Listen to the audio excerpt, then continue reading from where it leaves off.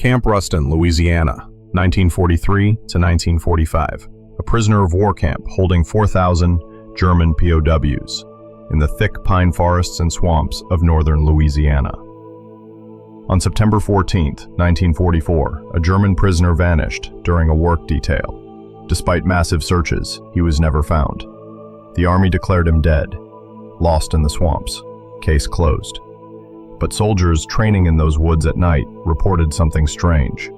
Footsteps. Running. Someone moving through the forest. Always running. Always hiding. Never caught. Never seen clearly. A soldier told me this story before he died. He asked me to change his name, so I'm calling him Matthew. But everything else is exactly as he told me. This is Matthew's story. Before I begin, I need to tell you something. The soldier who told me this story, he asked me not to use his real name. He had his reasons: family, privacy, fear of not being believed. So I'm calling him Matthew, but everything else, every detail, every event, is exactly as he described it. Matthew was 24 years old in 1955, fresh from basic training, assigned to Camp Ruston, Louisiana. Well, technically Fort Polk, but his unit trained in the area where Camp Ruston used to be. Camp Ruston doesn't exist anymore. It closed in 1945, was a POW camp during World War II, held 4,000 German prisoners, right there in northern Louisiana, in the thick pine forests and cypress swamps. Most Americans don't know we had POW camps on U.S. soil, over 400 camps across the country, 500,000 prisoners, Germans, Italians, Japanese, all living in America while the war raged overseas. Camp Ruston was one of the largest, built in 1942, closed in 1945. After the war, prisoners went home. Buildings were demolished, land returned to forest, like it never existed. But Matthew trained there in 1955, 10 years after the camp closed. And the first thing his sergeant told him was, "Don't go into the woods alone at night." "Why?" Matthew asked. "Because something's out there. Something that doesn't want to be found." Matthew thought it was typical sergeant talk, trying to scare new recruits. Every base had ghost stories. Every training ground had legends. But on his third night, Matthew was on perimeter patrol, walking the edge of the training area, right where the old POW camp used to be. And he heard something that changed his mind. Footsteps, running, fast, through the underbrush, about 50 yards into the forest, moving parallel to his position, keeping pace with him. Matthew stopped. The footsteps stopped. Matthew walked. The footsteps resumed, always maintaining distance, always matching his movements. "Hello?" Matthew called. "Anyone there?" No response, just silence. Then the footsteps again, running now, away, deeper into the forest, crashing through brush, like someone fleeing. Matthew reported it. His sergeant nodded. "Yeah, that's him." "That's who?" "The escapee, the German who got away." And that's when Matthew learned the story. September 14th, 1944. A work detail from Camp Ruston. 15 German POWs, 3 American guards, sent into the forest to clear brush. Standard assignment. They'd done it dozens of times. The POWs were mostly regular Wehrmacht soldiers, not SS, not fanatics, just conscripts, farm boys, factory workers, men who'd been captured in North Africa or Italy, who were glad the war was over for them. They worked well, followed orders, caused no problems.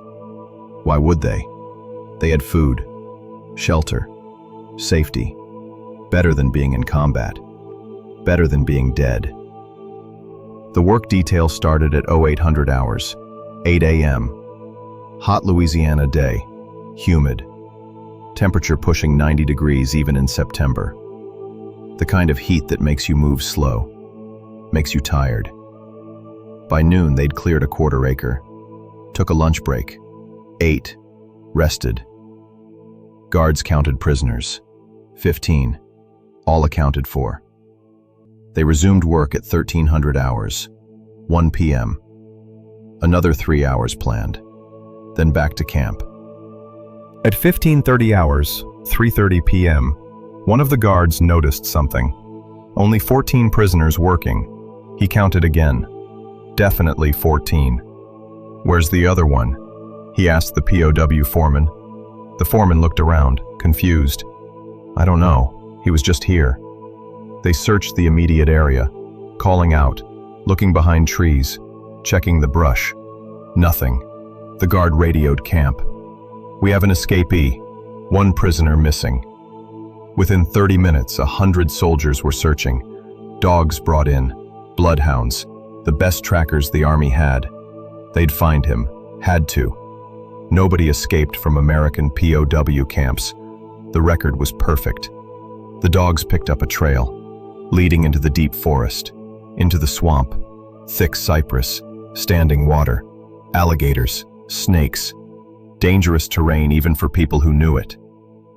The search continued until dark, then resumed at dawn, for 3 days, expanding the search area, using everything they had, helicopters, more dogs, hundreds of soldiers.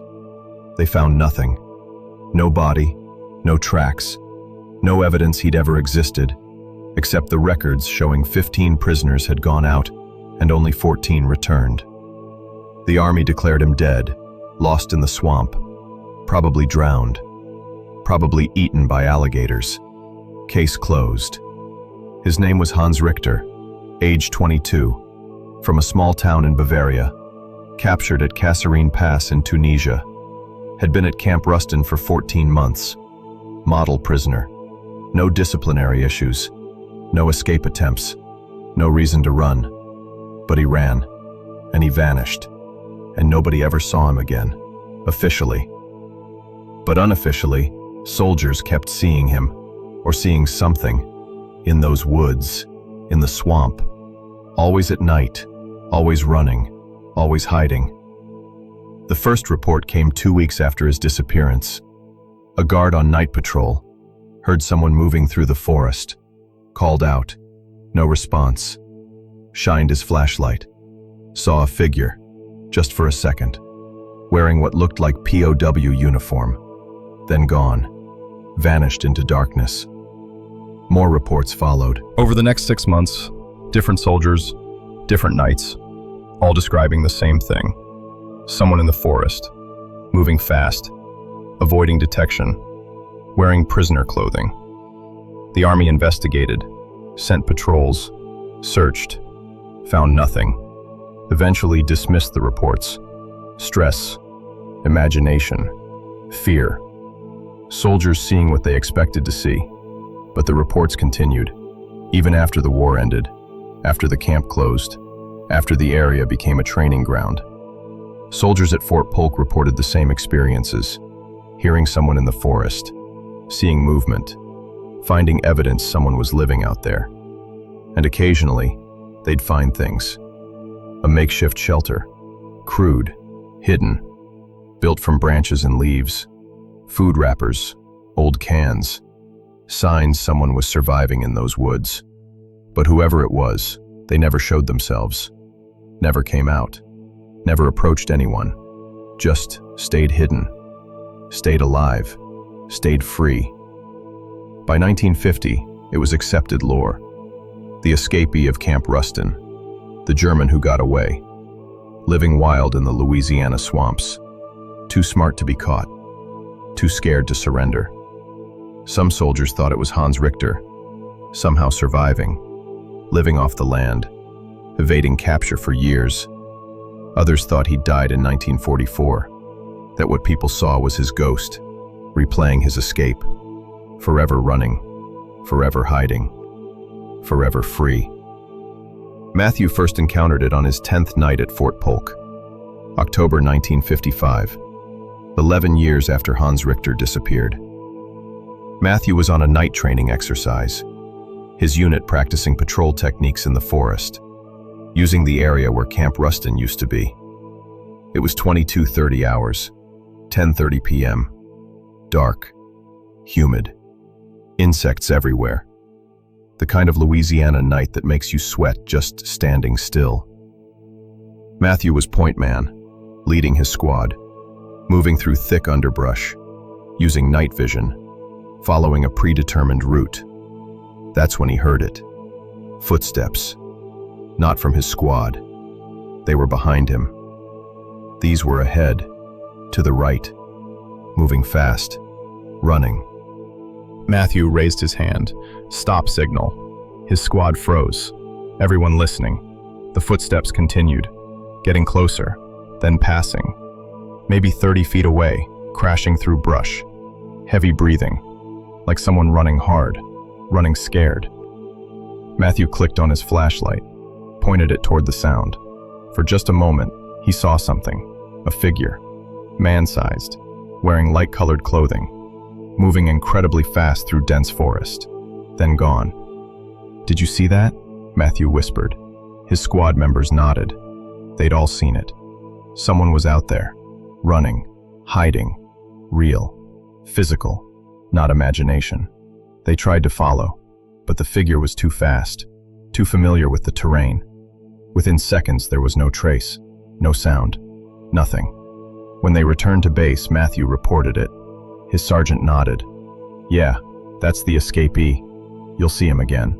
Everyone does eventually." Matthew became obsessed. Who was this person? Was it really Hans Richter? Could someone survive 11 years in Louisiana swamps? Or was it someone else? A homeless person? A hermit? Something else? He started researching. Camp Ruston, the escape, Hans Richter. He found records, official reports, newspaper articles from 1944. The escape had been news. German POW escapes in Louisiana. Newspapers ran stories for weeks. Public concern, worries about dangerous Nazi on the loose, pressure on the army to find him. But Hans Richter wasn't dangerous. His record showed that. No violence, no extremism. Just a regular soldier who'd surrendered at first opportunity, who'd been cooperative prisoner, who'd shown no interest in escaping. Until he did. Why? That question bothered Matthew.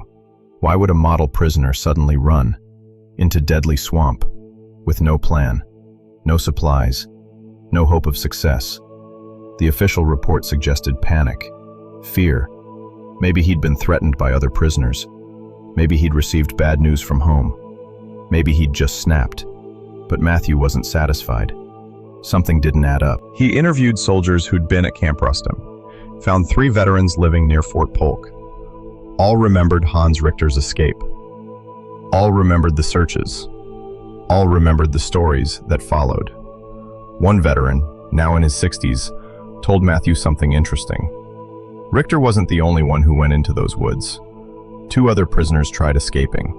Different times. Both were found within hours. Dead. Drowned in swamps. Killed by alligators. That swamp doesn't let people live. Doesn't let people hide. It kills them. So how could Richter survive? That's the question, isn't it? Either he died in what people see as his ghost, or, the veteran paused, or he found something out there, something that kept him alive, something we don't understand. Matthew kept encountering the phenomenon, every few weeks, during night training, sometimes alone, sometimes with others, always the same. Footsteps, movement, brief glimpse of a figure, then nothing. Other soldiers reported it too, consistently, over years, decades. The escapee of Camp Ruston never stopped appearing, never stopped running, never stopped hiding. In 1957, Matthew tried something different. Instead of chasing, he waited. Set up position in the forest, sat quietly, let the escapee come to him. It took 4 nights, but it worked. Matthew heard the footsteps, coming closer than ever before, moving through the forest, deliberate, careful. Matthew stayed still, didn't move, didn't shine his light, just listened. The footsteps stopped, maybe 10 feet away, on the other side of a large tree. Someone was there, standing, breathing, listening. Matthew waited, So did the figure, both frozen, both waiting for the other to move. Then, quietly, a voice, German accent, barely audible. Bitte, nicht schießen. Please, don't shoot. Matthew's blood went cold. The voice sounded young, scared, real. I'm not going to shoot, Matthew said quietly. I just want to talk. Silence. Then footsteps. Running. Away. Crashing through underbrush. Gone. But Matthew had heard it. A voice, speaking German, begging not to be shot. After 13 years, somehow, impossibly, Hans Richter was still out there. Or something was pretending to be him. Matthew reported the voice. His commanding officer took it seriously, organized a proper search. Not for a ghost, for a person. If someone was living in those woods, they needed to be found, helped, brought in. The search lasted a week. 50 soldiers, dogs, helicopters, thermal imaging. Every modern tool the Army had in 1957. They covered the entire area, thoroughly, professionally. They found evidence. Old campsites, crude shelters, fire pits, signs someone had been living rough. But whoever it was, they stayed ahead of the search. Always one step away. Always hidden. The search was called off. Officially, no one found. Area clear. Whatever soldiers were seeing must be wildlife, imagination, shadows. But Matthew knew better, and he wasn't alone. Other soldiers continued experiencing it. The phenomenon didn't stop, didn't diminish, continued exactly as before. A pattern emerged. The escapee appeared most often in September, the month Hans Richter disappeared, and always near the old Camp Ruston site, like he was tied to that place, that history, that moment. In September 1958, 14 years after the original escape, Matthew encountered the phenomenon at its strongest. He was on patrol, night training exercise, passing through the old camp area. The footsteps started, close, very close, circling his position, like the escapee was checking him, evaluating, deciding something. Then the voice again, German, clearer this time. Ich bin noch hier. Ich werde immer hier sein. I'm still here. I'll always be here. Matthew turned toward the voice, shined his flashlight, and saw him, clearly, for the first time, just for 3 seconds, but clearly. A young man, early 20s, thin, ragged clothing, sunburned skin, tangled hair, eyes wide, terrified, looking directly at Matthew, then gone, like he'd never been there. Just forest, just darkness. But Matthew had seen him, had seen a physical person, not a shadow, not imagination, a real human being, or a perfect image of one. Matthew's flashlight beam had illuminated the figure, had shown details. The man was wearing what looked like old POW uniform, faded, torn, but recognizable. The kind issued in 1944. How could clothing last 14 years in Louisiana swamps? How could a person survive 14 years without shelter, without medicine, without contact with civilization? It didn't make sense, but Matthew had seen him. Others had seen him. Dozens of soldiers over 14 years, all describing the same person. Young, German, scared, running. Was Hans Richter still alive? Somehow, against all odds? Living as a wild man in the swamps? Too traumatized to come out? Too afraid to surrender? Or was this something else? An imprint? A recording? A ghost replaying September 14th, 1944, forever?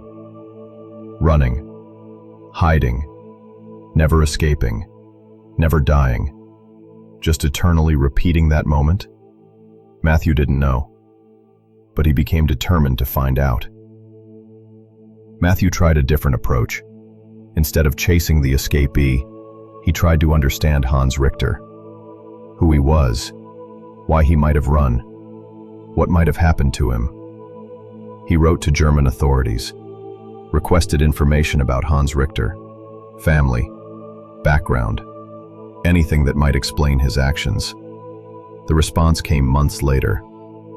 Hans Richter, born 1922, Bavaria, farm family, conscripted 1941, served in North Africa, captured 1943, model soldier, no political affiliations, no extremist views, just a young man who'd been drafted, who'd done his duty, who'd been captured, and was waiting out the war. His family had received notification of his escape and presumed death in 1944. They'd grieved, moved on, never heard from him again. But they included something unexpected. A letter from Hans's mother, written in 1946, to the American Red Cross, asking if there was any possibility her son had survived, any chance he'd been found, any hope at all. The letter was heartbreaking. A mother refusing to accept her son's death, clinging to possibility, hoping against evidence. The Red Cross had responded kindly but firmly. No evidence Hans survived. The swamps were deadly. He'd had no survival training, no equipment, no chance. Matthew stared at that letter, thought about a young German soldier, scared, alone, running into deadly swamp. Why? What could make someone do that? He interviewed more Camp Ruston veterans, looking for answers. One told him something crucial. There was an incident, week before Richter escaped. Another prisoner died, in the camp. Natural causes officially, heart attack. But there were rumors. What kind of rumors? That he'd been killed, by other prisoners. Germans who thought he was a traitor, who thought he was collaborating too much with Americans. And Richter had been friends with him, had been seen talking to him. Other prisoners might have thought he was next. So he ran to save his life? Maybe. Or maybe he was just scared, saw what happened to his friend, panicked, made a stupid decision, ran without thinking, and died in the swamp within hours. That made sense. Explained the escape. Explained the lack of planning. A young man terrified, making impulsive choice, running to save his life, dying alone in hostile wilderness. But it didn't explain what soldiers kept seeing. If Hans died in 1944, what was still running through those woods? What was still hiding? What was still speaking German? Still begging not to be shot? Matthew considered possibilities.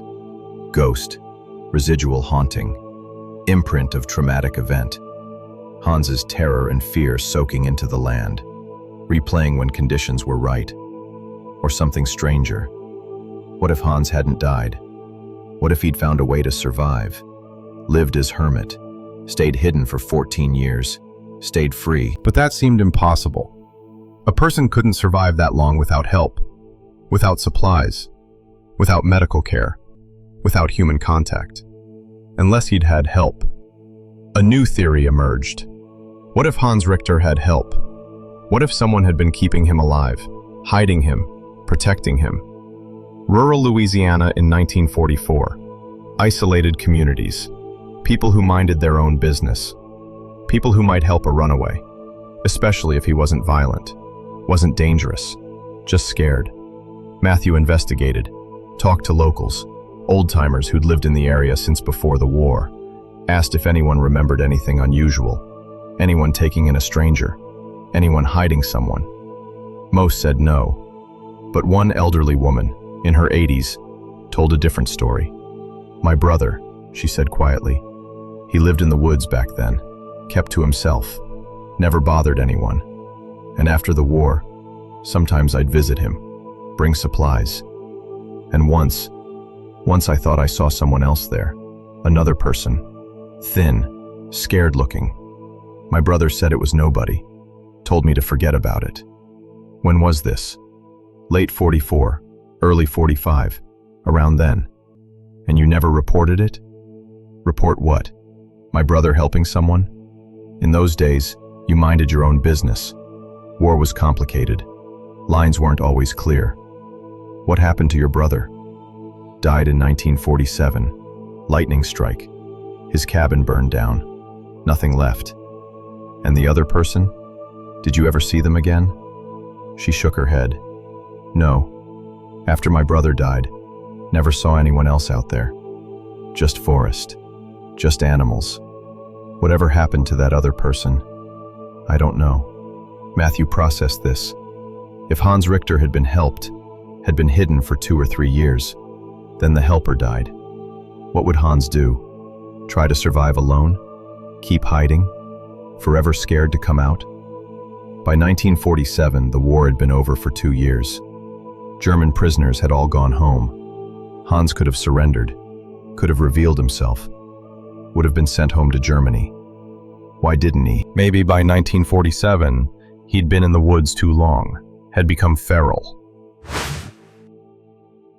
had lost ability to return to civilization, was too traumatized, too changed, too far gone. Or maybe something else happened. Maybe he did die in 1947, same time as his helper, and what soldiers saw after that was truly ghost, spirit, unable to leave, unable to stop hiding, unable to accept the war was over.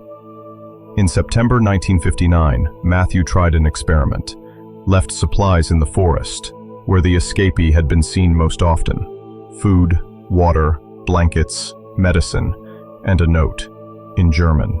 The war is over. You're safe now. You can come out. He checked daily, for 2 weeks. The supplies weren't touched. The note remained. Then, on the 15th day, everything was gone. Supplies, note, all of it, taken. Matthew's heart raced. Someone was out there. Someone real. Someone taking supplies. He left more, with another note. I want to help. I'm not here to arrest you, just to help. These supplies disappeared too. Faster. Within 3 days. Matthew continued, every week, leaving supplies, leaving notes, building trust. Maybe, eventually, whoever was out there would reveal themselves, would come out, would accept help. But they never did. The supplies kept disappearing, but the escapee never approached, never showed himself fully, never stopped running. September 14th, 1960, 16 years to the day since Hans Richter disappeared. Matthew planned something special, a memorial, for Hans, for whoever was out there, an acknowledgement, a respect. He went to the old Camp Ruston site, where the POW barracks had been, where Hans had lived for 14 months before his escape, and he set up a simple memorial, a wooden cross, Hans's name, his dates, a German flag, and a photograph Matthew had obtained from German authorities, young Hans in Wehrmacht uniform, before the war, before Africa, before Camp Ruston. Matthew stood there, in the forest, alone, and he spoke, in English, knowing Hans probably couldn't understand, but hoping somehow the meaning would get through. Hans Richter, you ran 16 years ago. Maybe you're still out here. Maybe you died that day. But either way, you're remembered. You're not forgotten. The war is over. Has been for 15 years. You're safe now. You can rest. Matthew stood there for an hour, silent, respectful. Then he left. That night he returned, with his squad. They were on training exercise, passing through the area, and Matthew led them past the memorial. At 23:15 hours, 11:15 p.m., they heard it. Footsteps. Coming toward the memorial, slow, deliberate. Not running this time, walking. Matthew signaled his squad. Stop. Wait. Watch. A figure emerged from the darkness, into the small clearing where the memorial stood. Man-sized, thin, ragged clothing, moving slowly, like an old man, though Hans Richter would only be 38. The figure approached the memorial, stood before it, looking at the photograph, at the cross, at the flag. Matthew watched, His squad watched. Nobody moved. Nobody spoke. Just observed. The figure reached out, touched the cross, gently, reverently. Then he spoke. German, quiet. Matthew couldn't understand the words, but the tone was clear. Sad, grateful, final. The figure stood there for several minutes. Then he turned, looked directly at Matthew's position, like he knew they were watching, like he'd always known. He raised one hand, not waving, not threatening, just acknowledging. Recognition. Then he turned and walked back into the forest. This time, he didn't run, didn't hide, just walked, slowly, deliberately, until the darkness swallowed him. Matthew wanted to follow, wanted to call out, wanted to bring him in, but something stopped him. Intuition, respect, understanding that this was goodbye, that the escapee, whether Hans Richter or his ghost, had made his choice, had accepted what Matthew offered, had said farewell. Matthew never saw him again. Nobody did. After September 14, 1960, the sightings stopped. The footsteps ended. The phenomenon disappeared. For 16 years, soldiers had encountered the escapee of Camp Ruston. Hundreds of witnesses, consistent reports, undeniable pattern. Then, suddenly, nothing. Silence. The forest was just forest again. Matthew checked the memorial regularly. It remained untouched. No more visits. No more evidence of the escapee. Whatever had been there was gone now. What really happened? Matthew spent the rest of his military career pondering that question, never found definitive answer. But he developed theories. Theory 1. Hans Richter died in 1944, within hours of his escape. The swamps killed him. What soldiers saw for 16 years was residual haunting, imprint of his terror, his desperate flight, replaying under certain conditions, until Matthew's memorial gave him peace, allowed him to stop running, let him rest. Theory 2. Hans survived with help, lived in the woods for years, became feral, unable to return to civilization, died sometime between 1947 and 1960. The sightings were of living Hans initially, then ghost Hans after death, until the memorial released him. Theory 3. Hans survived completely, lived as hermit for 16 years. The memorial wasn't his death, it was his farewell. His acknowledgement that someone remembered, someone cared. After that, he either died naturally or finally left the area, moved on, found peace elsewhere. Matthew couldn't prove any theory, but he believed in the phenomenon, had experienced it too many times, had seen too much, had heard Hans's voice, had witnessed the final encounter. Other soldiers who'd experienced it agreed. Something had been in those woods, something connected to Hans Richter, something that ran and hid for 16 years, then stopped after the memorial. The Army never officially acknowledged it. No reports, no investigations, no records, just soldiers telling stories, sharing experiences, passing down the legend. But Matthew documented everything, kept detailed notes, collected testimonies, preserved the story, because he felt Hans deserved that, deserved to be remembered, whether he was ghost or survivor or something else. In 1962, Matthew left active duty, returned to civilian life, but he maintained contact with soldiers stationed at Fort Polk, asked them to watch for the escapee, to report if he returned. Nobody ever did. The phenomenon stayed ended. The memorial remained, weathering, aging, but standing, a marker for Hans Richter, for his escape, for his 16 years of running, for his final rest. Local historians eventually learned about the memorial, about the story. Some tried to verify it, found records of Hans Richter, found records of his escape, found records of the searches, all confirmed, but they couldn't confirm the sightings. No official reports, just soldier testimonies, anecdotal evidence, story passed down through military lore. Was it real? Matthew believed yes, Absolutely.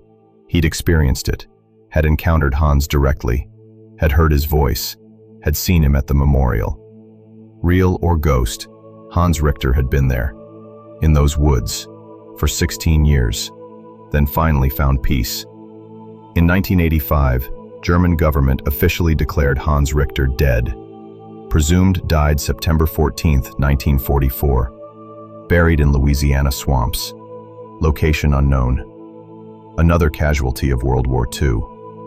But they agreed to add his name to a memorial in Germany. A memorial honoring German soldiers lost far from home. Hans Richter, aged 22, lost in America. Never found, never forgotten. Matthew attended the dedication, traveled to Germany, stood at the memorial, and quietly, under his breath, spoke. Rest easy, Hans. You're remembered. On both sides. Matthew died in 2018. He was 87 years old. Before he died, he told me this story, made me promise to share it, to keep Hans Richter's memory alive, to ensure the escapee of Camp Ruston wasn't forgotten. People will think I'm crazy, he said. They'll say it was imagination. Stress, fear, soldiers seeing things. But I know what I experienced.